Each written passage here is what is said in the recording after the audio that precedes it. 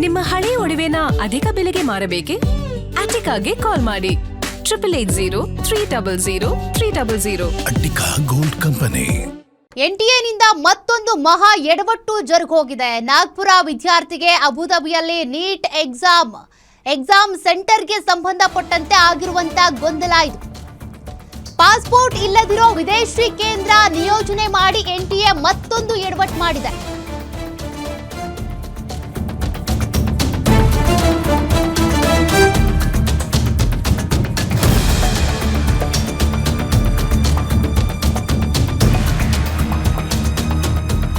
ಮರುಪರೀಕ್ಷೆ hall ticket ಬಿಡುಗಡೆಯ ಬೆನ್ನಲ್ಲೇ ಮಹಾ ಎಡವಟ್ಟು.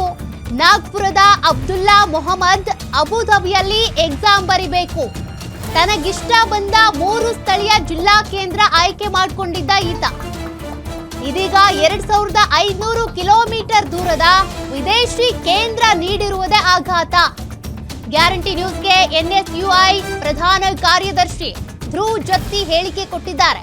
ಅನಿವಾಸಿ ಅಂತಾರಾಷ್ಟ್ರೀಯ ವಿದ್ಯಾರ್ಥಿಗಳಿಗೆ ಮಾತ್ರ ವಿದೇಶಿ ಕೇಂದ್ರ ನಿಯೋಜನೆ ಮಾಡಬೇಕು.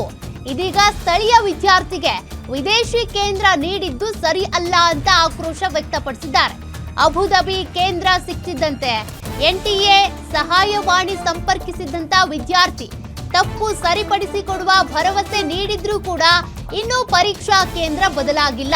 ಸದ್ಯ ಅತಂತ್ರದಲ್ಲಿರುವಂತ ನಾಗ್ಪುರ ವಿದ್ಯಾರ್ಥಿ ಹಾಗೂ ಪೋಷಕರು ನಾಳೆ ಎಕ್ಸಾಮ್ ನೋಡಿದ್ರೆ ಎಕ್ಸಾಮ್ ಸೆಂಟರ್ ನೋಡಿ ವಿದೇಶಿ ಕೇಂದ್ರವನ್ನ ಕೊಟ್ಟಿದ್ದಾರೆ. ಓದ್ಕೊಂಡಿರೋರು ಎಂತವ್ರು ಕೂಡ ಕಂಗಾಲಾಗಬೇಕು ಇವ್ರು ಮಾಡುವಂತ ಎಡವಟ್ಟುಗಳಿಗೆ.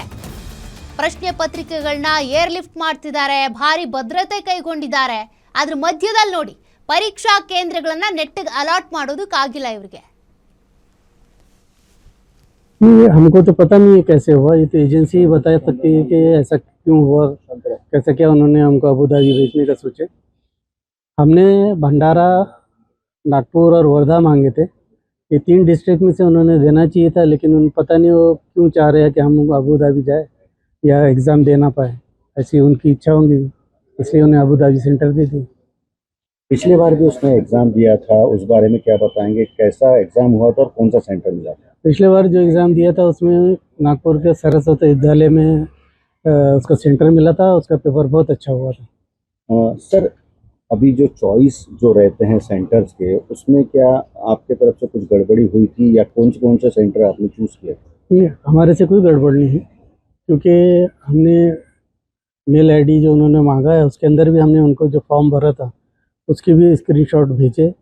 हमने चॉइस 3 डिस्ट्रिक्ट के मांगे थे, भंडारा, वर्धा और नागपुर। इसीलिए उन्होंने पिछले बार हमको नागपुर ही दिया था, ये चॉइस की वजह से।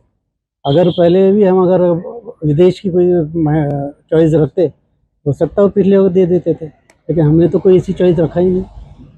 सर, अभी अब्दुल्ला की कैसी परिस्थिति है? क्या अगर वो एग्ज़ाम का उसका फॉर्म, अगर एडमिशन फॉर्म चेंज होता है तो क्या वो एग्ज़ाम दे पाएगा? अभी एट प्रेजेंट तो वो सोया है।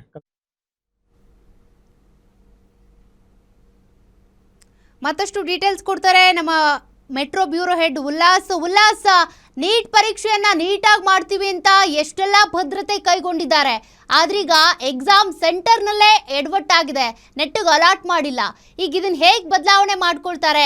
ಆ ಅಭ್ಯರ್ಥಿಗೆ ಟೆನ್ಷನ್ ಅಂತೂ ಇದ್ದೇ ಇರುತ್ತೆ, ಹೇಗೆ ಕ್ಲಿಯರ್ ಮಾಡ್ತಾರೆ ಅಂತ.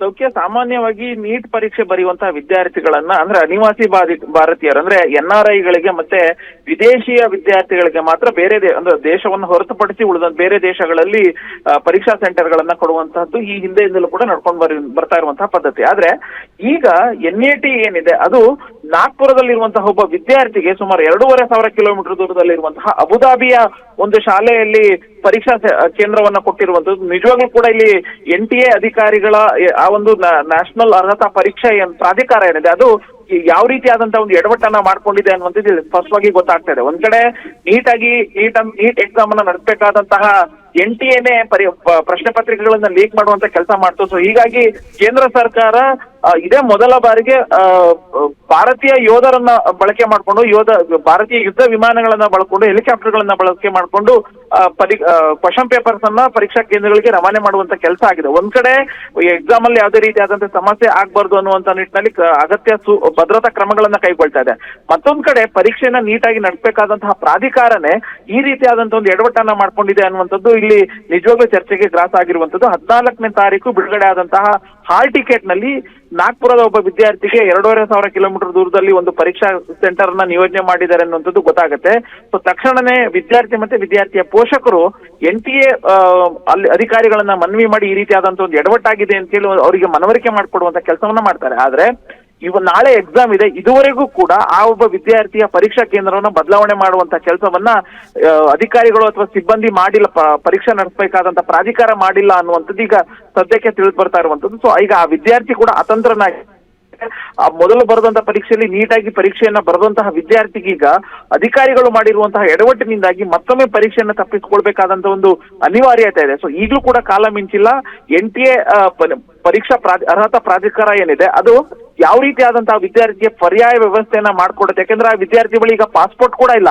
ಅಬುದಾಬಿಗೆ ಹೋಗ್ಬೇಕು ಅಂತಂದ್ರೆ ಪಾಸ್ಪೋರ್ಟ್ ಬೇಕಾಗುತ್ತೆ. ಸೊ ತುರ್ತು ಪಾಸ್ಪೋರ್ಟ್ ಈಗ ಅಪ್ಲೈ ಮಾಡಿದ್ರೆ ಕನಿಷ್ಠ 2 ರಿಂದ 3 ದಿವಸ ಬೇಕಾಗುತ್ತೆ. ಈಗಾಗಲೇ ಪೋಷಕರು ಮತ್ತೊಂದು ಕಡೆಯಲ್ಲಿ ಆ ತುರ್ತು ಪಾಸ್ಪೋರ್ಟ್ಗೆ ಅಪ್ಲೈನ ಮಾಡಿದ್ದಾರೆ, ಅದು ಕೂಡ ಈಗ ಪೋಷಕರ ಕೈ ಸೇರಿಲ್ಲ. ಸೊ ಈಗ ನಾಳೆ ಪರೀಕ್ಷೆ ಇರೋದ್ರಿಂದ ಆ ವಿದ್ಯಾರ್ಥಿಗೆ ಪರೀಕ್ಷೆ ಬರೆಯುವಂತ ನಿಟ್ಟಿನಲ್ಲಿ ಯಾವ ರೀತಿಯಾದಂತಹ ಒಂದು ಕ್ರಮ ಕೈಗೊಳ್ಳುತ್ತೆ ಅನ್ನುವಂಥದ್ದನ್ನ ಕಾದ್ ನೋಡ್ಬೇಕು. ಸೌಖ್ಯ. Okay, thank you Ullas ಡೀಟೇಲ್ಸ್ಗೆ.